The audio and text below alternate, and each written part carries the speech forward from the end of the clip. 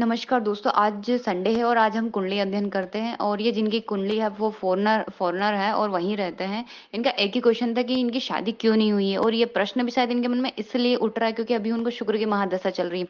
शुक्र की महादशा इनकी 2033 तक रहेगी, जो कि अभी 20 वर्ष की रहती है टोटल मिला के हम देखें तो, इसलिए इनके मन में ये क्वेश्चन उठा। नमस्कार दोस्तों, मैं प्रज्ञा आपका हार्दिक स्वागत करती हूँ अपने प्रोग्राम में। दोस्तों, ये मेरे व्हाट्सएप नंबर है, यदि किसी को भी कुंडली से रिलेटेड जानकारी चाहिए या कुंडली बनवाना हो तो आप इस पे संपर्क कर सकते हैं और इसके चार्जेस हैं। और यदि मेरा प्रोग्राम आपको अच्छा लग रहा है तो लाइक करें, शेयर करें, प्लीज सब्सक्राइब जरूर करें। इनकी जो तिथि है कृष्ण त्रयोदशी है, दिन गुरुवार है, नक्षत्र पुष्य है जो कि शनि का है, चरण तीसरा है, गण देव है। इनकी जो लग्न है वो तुला लग्न है, राशि कर्क है।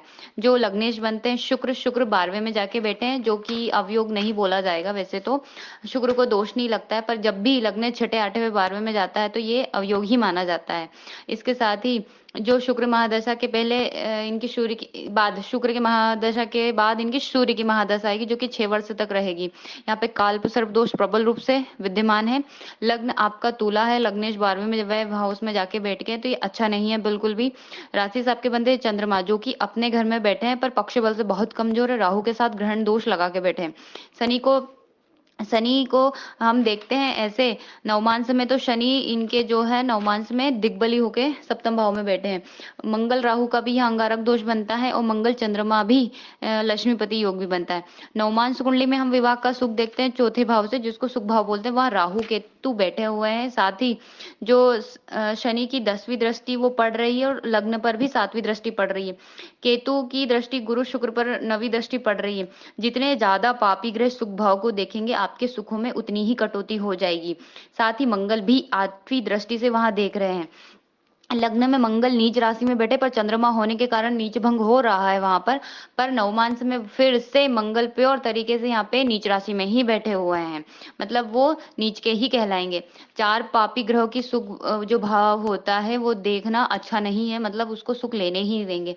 हम मान लेते हैं कि शुक्र की दृष्टि भी पड़ रही तो एक दो ग्रह को आप हटा भी दे तो बाकी के तो पापी ग्रह देख रहे हैं। दो या दो से अधिक पापी ग्रहों का सुख भाव को देखना ये विवाह सुख लेने नहीं देता है। जब भी शादी का समय हुआ तो केतु की महादशा आ गई। विरले ही लोग होते हैं, मतलब या तो साधक होते हैं, तो उनकी यदि राहु की महादशा में या केतु की महादशा में शादी होती है तो वो उनको चलती है, पर नॉर्मल जो मनुष्य होते हैं उनको नहीं चलती है। वैसे स्पेशल केतु की महादशा में यदि शादी हो जाती है तो अमूमन टूट ही जाती है, पर इनका तो केतु ने ऐसा वैराग्य दिया कि इनको शादी की इच्छा ही नहीं। जब शुक्र की महादशा आई है तब जाके इनकी इच्छा हो रही है।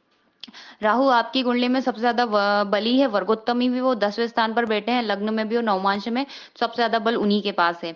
और सप्तमेश बनते हैं मंगल, जो कि राहु के साथ बैठे हैं, वो भी विवाह के लिए अच्छे नहीं माने जाते हैं। यहाँ हम देखते हैं कि जो मंगल है वो सप्तम भाव के मालिक है, तो इसके साथ ही भावपति बनते हैं मंगल, जो कि भाव कारक भी होते हैं। शुक्र जो अष्टमेश से और षष्ठ भाव के मालिक के साथ वह भाव में जाके बैठे, जो कि विवाह नहीं होने देते हैं। यदि हम नवमांश में भी देखते हैं तो बुध शनि यदि इनकी युति या दृष्टि संबंध बनता है तो ये बहुत एक समय बाद हम बोल सकते नपुंसकता दे देते हैं। वैसा चंद्र राहु की युति है तो ये जीवन में मौके लगे तो शायद आप त्रिपिंडी श्राद्ध जिसको बोलते हैं वो करे तो बहुत अच्छा है। और इसके साथ ही हम देखें आगे, लग्न इनका वायु तत्वीय और राशि जो जल तत्वीय कर्क, दोनों में मित्रता बिल्कुल नहीं है। शुक्र यदि बंजर राशि में जैसे मिथुन में सिंह में हो तो शादी होने में बहुत परेशानी होती है। शुक्र नवमांश में सप्तम भाव का मालिक होकर अष्टम भाव में, वो भी मिथुन राशि में, और अष्टमेश आपका नवमांश का लग्न बन पड़ रहा है तो संघर्ष काफी झेलना पड़ेगा।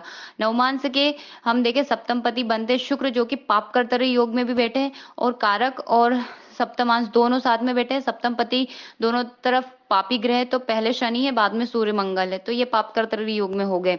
लग्नेश और सप्तमा में से जो नीच के हैं, शुक्र कन्या राशि में नीच के और मंगल कर्क में, तो अवाहिता योग बनते हैं। यहाँ पे आपका लाभ भाव भी पाप कर्तरी योग में हो सके तो शिव की साधना जरूर करें। वैसे ये फॉरेनर है तो मुझे नहीं पता, ये कंट्री भी ऐसी है तो ये क्या करते होंगे।